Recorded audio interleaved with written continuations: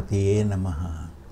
ఓం హ్రీం సిద్ధగురు ప్రసిద్ధ హ్రీం ఓం శ్రీం క్షీం లక్ష్మీ నరసింహస్వామిని నమః.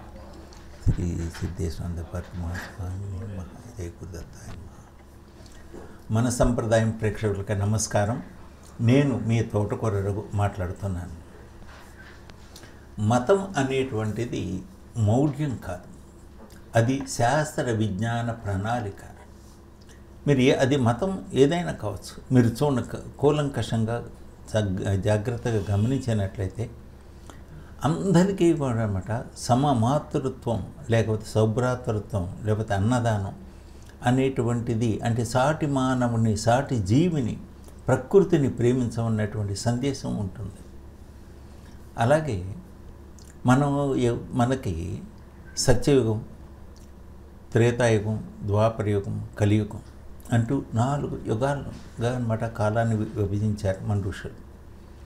వీళ్ళు చెప్పేది ఏంటంటే జీవుడు ఒకటే జీవుడు పునర్జన్మ ఎత్తుతాడు, అలా 84 సార్లు జన్మలు తీసుకుంటూ ఉంటారు అని చెప్తుంటారు. దానికి సైంటిఫిక్ రీజన్ కూడా ఇస్తారు, రుజువు చేస్తారు, దానికి కావాల్సినటువంటి ఉదాహరణ కూడా చూపిస్తారు, అంటే శాస్త్రీయంగా నిరూపిస్తారు. మనందరం అనుకుంటూ ఉంటాం first world war, second world war, Germany, Japan, ఇది కూటములకి ఇది అని చెప్పేసి అనుకుంటాం. మొదటి ప్రపంచ యుద్ధం భారతదేశంలోనే జరిగింది, అదే కురుక్షేత్రం. దాదాపుగా 1 కోటి మంది చనిపోయారు ఆ యుద్ధంలో. 18 రోజులు జరిగింది యుద్ధం. అంటే ఒక బాణాలతో కొట్టుకొని, లేకపోతే గదలతో కొట్టుకొని 1 కోటి మంది చనిపోవటం అనేటువంటి సాధ్యం అంటే కాదు. అంటే ఒక బాణాలు వేసేస్తే ఒక బాణంతో ఎంతమందిని ఎలా చంపగలరు అంటే దాని యొక్క పవర్ఫుల్ ఏమిటి, ఆ వెపన్స్ ఏమిటి, వీళ్ళు వాడినటువంటి ఆయుధాలు ఏమిటి అనేటువంటి కురుక్షేత్రం జరిగినటువంటి, ఎక్కడ యుద్ధం జరిగినటువంటి ప్రదేశంలో చేస్తే ఇది అంటే యొక్క కెమికల్స్ భూమిలో దొరికాయి. అందువల్ల దాన్ని బట్టి అన్నమాట అణుయుద్ధం జరిగింది, రసాయన అస్త్రాలు ఉపయోగించారు అని కూడా వాళ్ళు అన్నారు. అది సరే, వీళ్ళు అనుకున్నటువంటి అణుయుద్ధం కానీ లేకపోతే రసాయనాలు కానీ ఈ టెక్నాలజీ గురించి తీసుకున్నట్టుగా అంత మునుపు జరిగినటువంటి ద్వాపర యుగానికి ముందున్నటువంటి త్రేతాయుగంలో రావణాసురుడు అనేటువంటి అంటే ఫ్లైట్ టెక్నాలజీని ఇవన్నీ కూడా ముందుకు వస్తుంది, అవన్నీ కూడా వస్తుంది. అంటే టెక్నాలజీ ఎప్పటి నుంచో ఉంది, ఈ సాంకేతికత, ఈ యుద్ధాలు ఇవన్నీ అనేటువంటిది ఉంది. అలాగే మన యొక్క సంప్రదాయం ప్రకారం మనం స్నానం చేస్తూ ఉంటాం. స్నానం అనగానే మన మాట నీటితో స్నానం చేయడం, అది చన్నీళ్ళ వేడి నీళ్ళ అనేటువంటిది పక్కన పెట్టేస్తే, ఒకటి మనం ఏమిటంటే ఈ యొక్క ఉష్ణోగ్రత ప్రదేశంలో ఉన్నాం కాబట్టి మనం నీటితో స్నానం చేస్తున్నాం. అది మంచు ఖండాల్లో ఉన్నటువంటి వాళ్ళు, నీరు కూడా అన్నమాట దొరకనటువంటి డెజర్ట్లో ఉన్నటువంటి వాళ్ళ పరిస్థితి ఏమిటి?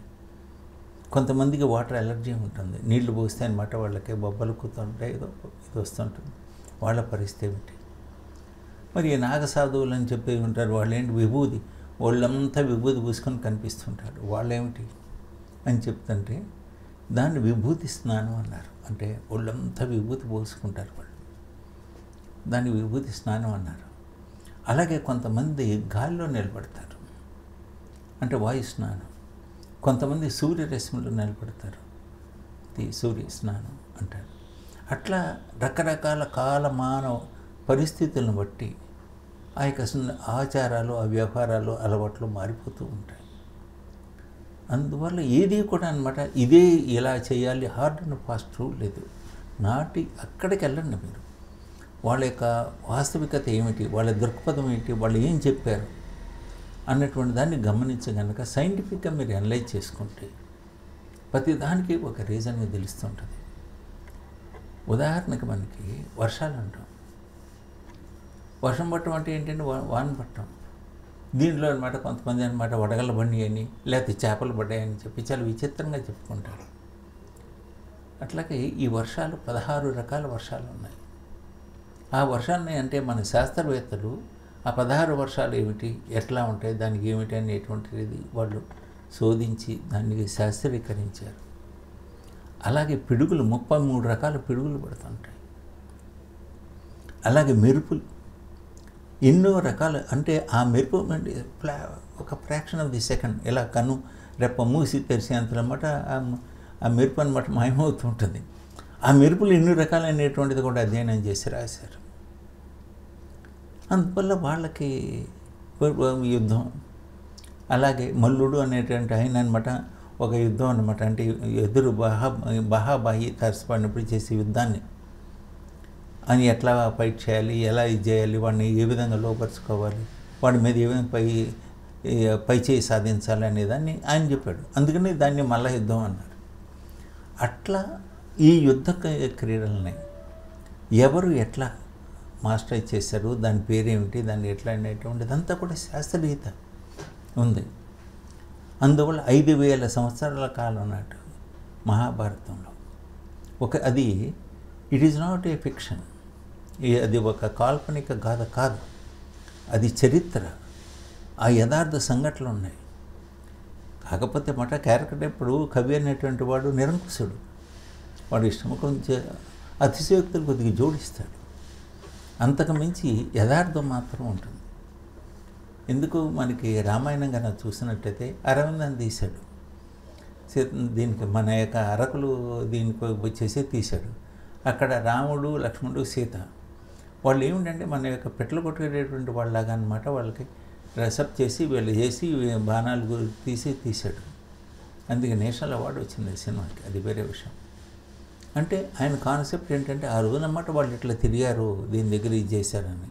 కానీ మనకి రాముడు అనగానే అన్నమాట వాళ్ళ యొక్క వస్త్రాలు కానీ వాళ్ళ దీని కానీ డిఫరెంట్గా ఉంటుంది. అంటే ఈ యొక్క కవి వీళ్ళ భావన వీళ్ళ యొక్క ఇది వేరుగా ఉంటుంది. అందువల్ల ఒక క్యారెక్టర్ని మనం తీసుకోవాలి. వాళ్ళు అక్కడికి వెళ్ళారు అనేటువంటిది నిజం. వాళ్ళ యొక్క వస్త్రధారణ గురించో వాళ్ళ దీని గురించో దాని గురించి తీసుకొని అది ఆర్యులు ద్రవిడులు ఉన్నటువంటి తేడా ఉంటుంది. వాళ్ళ ఆచారపు అలవాట్లు ఉండదు, వాళ్ళ యొక్క సంస్కృతి వేరుగా ఉంటుంది. ఇవన్నీ కూడా అధ్యయనం చేసేటప్పుడు ప్రతిదీ కూడా అంటే హిందుత్వ అనేటువంటి దాని గురించి తెలుసుకోవాల్సిన పెద్దవాళ్ళు ప్రతి చిన్న విషయాన్ని కూలంకషంగా తెలుసుకోండి. వాట్ ఏమిటి ఎగ్జాక్ట్గా జరిగింది ఏమిటని.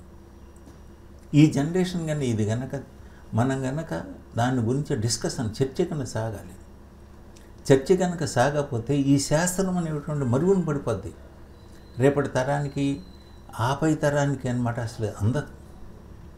ఒక చందమా పత్రిక ఉండేది, చక్కటి పురాణాలు అంటే భారత భాగవత రామాయణాలతో సహా మొత్తం చక్కగా అనమాట అందమైన బొమ్మలతో ప్రింట్ చేసేసి అనమాట అప్పుడు ప్రచారం చేశారు. ఆ పత్రిక మూతపడిపోయింది. వారి ఆ స్థానాన్ని అనమాట ఆ కథలు చెప్పే తాత అవ్వలో బొబ్బలో వీళ్ళందరూ కూడా వెళ్ళిపోయారు. ఇప్పుడంతా కూడా టెక్నాలజీ అనమాట, ఇది గ్రాఫిక్ టెక్నాలజీ, ఇది ఒక షేప్ మారింది అని చెప్పేటప్పుడు అప్పుడు ఈ యొక్క గ్రాఫాలజిస్ట్ అనేటువంటి వాడు కుర్రాడు, వాడు సాంకేతిక ప్రాధాన్యత ఇస్తాడు, కానీ అక్కడ టెక్నికల్ అది యొక్క ఎక్సలెన్సీగా చూపిస్తాడు, కానీ ఫ్యాక్ట్ అనేటువంటిది డివేట్ అయిపోతుంటాడు. అందువల్ల ఎవరైతే ఈ శాస్త్రం మీద ఏమిటి అనేటువంటి తెలిసినటువంటి వాళ్ళు మొత్తం కూడా కంపల్సరీగా వీలైనంత వరకు ఎక్కువగా డిస్కస్ చేయాలి, చర్చ మొదలు పెట్టాలి. వాస్తవానికి దగ్గరగా ఉండి ఏది కరెక్టు ఏది కాదు, ఆనాడు సామాజిక పరిస్థితి ఏమిటి, ఇది మన సంస్కృతి మన సంప్రదాయం. అంటే లేని పక్షంలో అన్నమాట మన సంస్కృతి సంప్రదాయానికి మనం దూరం అయిపోతాం. దాన్ని నిలబెట్టుకోవాలి. మన మీద దాడి జరిగింది, అది మన యొక్క కల్చర్ మీద దానిని. ఆదివారం అంటే రవి అంటే ఆదిత్యాయ సమయ మంగళాయ అని చెప్పేసి మొత్తం సూర్యుడితో మొదలు పెడతాం. అంటే గ్రహాదిరాజు ఆదిత్యుడు, కాబట్టి ఆదిత్యుడి పేరు మీద కమ్మట ఒక రోజు ఇచ్చాం, ఆదివారం. ఆ రోజున క్రతువులు వేరుగా ఉంటాయి. ఆ రోజు చాలా విశిష్టమైందని చెప్పి మనం పూజ చేస్తాం. ఎందుకంటే ప్రత్యక్ష నారాయణ కనుక సూర్యరశ్మితోనే మొత్తం ప్రకృతి సైన్స్ వచ్చింది. నీటితో అంటే దానికి ఆ నీటితోనే నేనమాట ఈ యొక్క అగ్రికల్చర్ కానీ మనుషులు కానీ నాగరికత పెరిగింది. నది ఎక్కడ పోయితే ఉందో అక్కడ నాగరికత అభివృద్ధి చెందింది. జీవి ఎక్కడైతే సూర్యరశ్మి ఎక్కడైందో అక్కడ జీవి బతికింది. అంటే జీవం ఉత్పత్తి. అందువల్ల వాళ్ళకనమాట దైవస్థానం ఇచ్చాం మనం.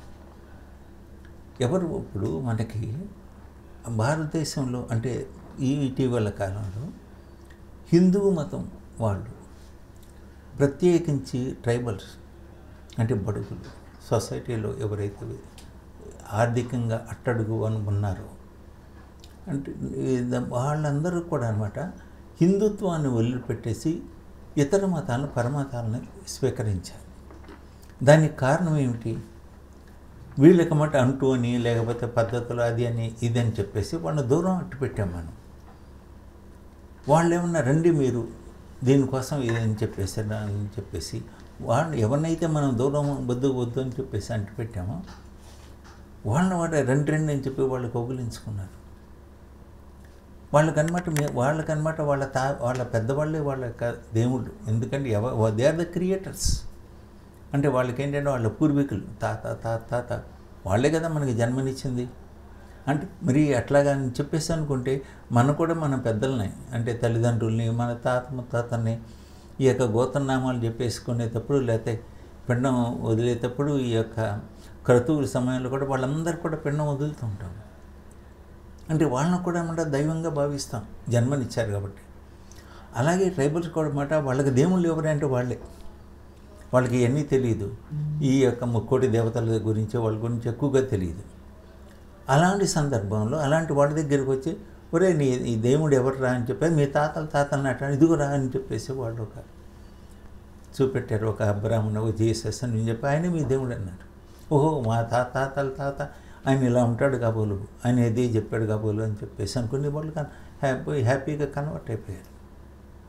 ఇప్పుడు వాళ్ళందరినీ వెనక తీసుకురావడానికి వీళ్ళందరూ వెళ్ళేసి కాదరా బాబు ఇది అని చెప్పేసి నెమ్మదిగా వాళ్ళని ఎడ్యుకేట్ చేస్తూ నాగరిక ప్రపంచం అంటే ఏంటంటే చదువు ఎక్కడైతే ఉంటుందో, సాగు ఎక్కడైతే ఉంటుందో, వాళ్ళకి జీవనోపాధి ఎక్కడైతే ఉంటుందో, మనిషి ఇప్పుడు ఫస్ట్ వాడి ప్రయారిటీ ఏమిటి? కడుపు నిండటం, ఆ పూట ఆకలి తీరటం. ఆకలి ఎప్పుడైతే తీరిందో ఆలోచన మొదలవుద్ది. అంటే ఏం చేయాలి, సుఖంగా ఎలా ఉండాలి, ఎలా తన వాళ్ళని ఈ విధంగా సుఖపెట్టాలి, ఏ విధంగా తను సెక్యూరిటీ వాళ్ళకి క్షేమంగా వాళ్ళ యొక్క జీవితాన్ని భద్రత ఏ విధంగా ఇవ్వాలి అన్నదానికి ముందు అది తర్వాత ఆలోచన వస్తూ ఉంటుంది. అది జీవన విధానం. అందువల్ల మనం ఎప్పుడూ కూడా అనమాట అందుకనే మనం ఇరుగు పొరుగు వాళ్ళు ఇప్పుడు మనం క్షేమంగా ఉంటాం కాదు, మనం భద్రంగా ఉంటాం కాదు, మన ఇరుగు పొరుగు వాళ్ళు అనమాట వాడు హ్యాపీగా ఉన్నాడా లేదా, భోంచేశాడా లేదా అని చెప్పేసి ఎంక్వైరీ చేసి సమాచారం తెలుసుకోవడం చాలా ముఖ్యం. అందువల్ల మన ఇంటికి ఎవరైనా సరే అది మన హైందవ సంప్రదాయంలో ఉంటుంది. రాగానే మంచులు తాగుతావా, భోంచేసి వచ్చావా, భోంచేస్తావా అని చెప్పేసి అడుగుతారు. అంటే ఎదుటి యొక్క ఆకలిని అన్నపూర్ణ అని చెప్పేదాన్ని అంటే అన్నదానాన్ని మించిన దానం లేదని కూడా చెప్తుంటారు. ఈవెన్ క్రిస్టియన్స్ కూడాను వాళ్ళు క్రిస్మస్ ఈ సందర్భంగా అనమాట వాళ్ళకనమాట పూర్ కంట్రీస్కి అనమాట ఫుడ్ పంపుతారు. అట్లాగే క్రిస్టియన్స్లో కూడా కాదు ముస్లిమ్స్లో కూడా పంపుతుంటారు. వాళ్ళు విపరీతంగా అనమాట ఫుడ్ డిస్ట్రిబ్యూషన్ అనేటువంటిది మతంలో అనమాట ప్రతి మతంలో కూడా అనమాట వాళ్ళకి లేనటువంటి వాళ్ళకి ముందు భోజనం పెట్టండి అని చెప్పేసి చెప్తుంది. అలాగే అంటే ప్రతి మతం కూడా అనమాట చేసినా కూడా అనమాట మంచి పని చేస్తుంటారు. అందువల్ల ప్రతి మతంలో కూడా అనమాట మంచి ఉంటుంది. అందులోనూ మన యొక్క హిందూ సంప్రదాయంలో ఇంకా సైంటిఫిక్గా ప్రతి చర్య అనమాట మనం చేసేటటువంటి ప్రతి వేసే ప్రతి అడుగు, ప్రతి మాట్లాడే ప్రతి భాష మన దీనికి అనమాట. ఎందుకంటే మనకి వెళ్ళేటప్పుడు దేవాలయాల్లోకి వెళ్ళేసినప్పుడు అనమాట భజన చేయిస్తారు. ఆ భజన చేసేటప్పుడు ఏంటి చేతులకి ఇది చెప్తుంటారు ఉంటుంది. అలాగే నోటికి అంటే దీనివల్ల ఏమిటంటే మనకి ఏ విధంగా హార్ట్ ఆరోగ్యం అనే సూత్రాలు ఉంటాయి ఇక్కడ. అది ఏ విధంగా అనమాట పనిచేస్తూ ఉంటుంది. మనం మాట్లాడుతుంటాం లేకపోతే పాట పాడుతుంటాం. దానివల్ల అనమాట ఏ విధంగా అనమాట మన యొక్క బాడీ వైలేట్ అదేంటి రేడియేట్ అవుతుంది, డైలేట్ అవుతుంది అనేటువంటిది కనుక మనం గమనించినట్టయితే ఆరోగ్య సూత్రాలు కనిపిస్తాయి. అది మన యొక్క సంప్రదాయం సంస్కృతి యొక్క విశిష్టత. అది ఏది అనేటువంటిది మరోసారి ఒక్కొక్క అంశాన్ని మాట్లాడుకుందాం. అలాగే మహాభారతంలో అసలు ఏంటి, ఏం జరిగింది, ఏమిటి, అసలు ఎంతమంది పాల్గొన్నారు, వాళ్ళు ఏమి రకమైనటువంటి అక్కడ ఏమిటి సైన్స్ టెక్నాలజీ ఎంత అభివృద్ధి చెందున్నాం మనం ముందుగా అనేటువంటిది చాలా వ్యాసాలుగా వస్తూ ఉంటుంది. అయినా మళ్ళీ మనం కూడా మన పద్ధతిలో మనం మాట్లాడుకుందాం. సెలవు.